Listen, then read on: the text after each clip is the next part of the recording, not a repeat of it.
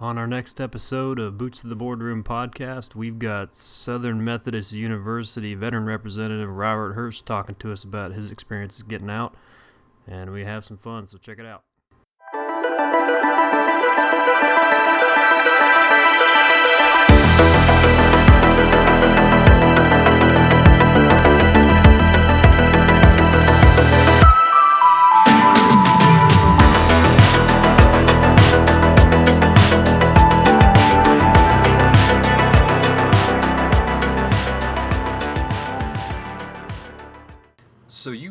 So you kind of like created your own role, or through with the help of Tony, you kind of created your own role.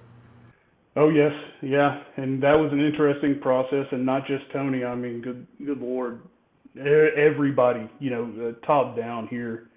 I work in the continuing and professional education arm of the university, and everyone here just kind of supported that. Uh, what started off as more of a passion project, if you will, and to help my brothers and sisters. I always felt that need to do that post service, and um, man, it just caught on. It just caught on. There was clearly a need here, in the Dallas area for something from a good university like SMU is. Some kind of foot in the door. And so once we opened that door, people just came crashing in. It's been great. I was TAC P, and I went to a normal Air Force base, and it happened to be like an air refuel wing, right? KC-130, or this, it's KC-135s, normal Air Force people doing normal Air Force jobs. And I say that, and I'm indifferent to it. I always was, but like you get in there, and they're like, "Oh, you're a TAC P guy. You're gonna have so much to put in your resume." I'm like, "No, I'm not." Like there's nothing transferable like on the surface. Like me calling in airstrikes is not a good appealing. If I'm going into like HR. Oh, you want to be an HR guy? You used to drop bombs on people.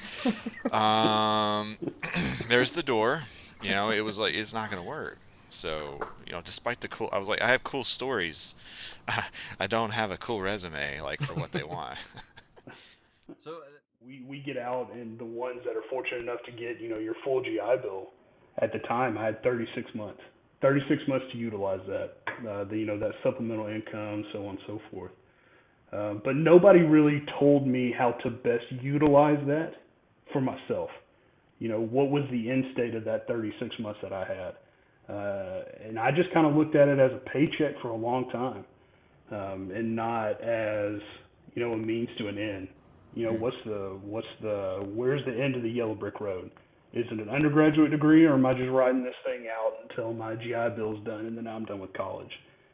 And I know there's quite a few people that are that way as well. I have quite a few veterans coming in, and their one question is, do I get benefits for taking this course? Yes or no is my answer, but then I always follow up with, what are you trying to get out of the course?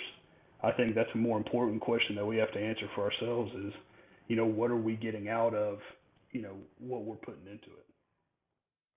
I think this is going to come back, catalysts and what we do as well, because I talk to a number of people every week who flow through our application process, and I've talked to veterans who are like, "Oh, I have almost 3 degrees, but they don't have one," and I'm like, "How is that possible?" "Well, I don't have a GI Bill anymore. I don't have the VRE." We're like, "No, because you have almost 3 degrees, but you have no undergrad degree."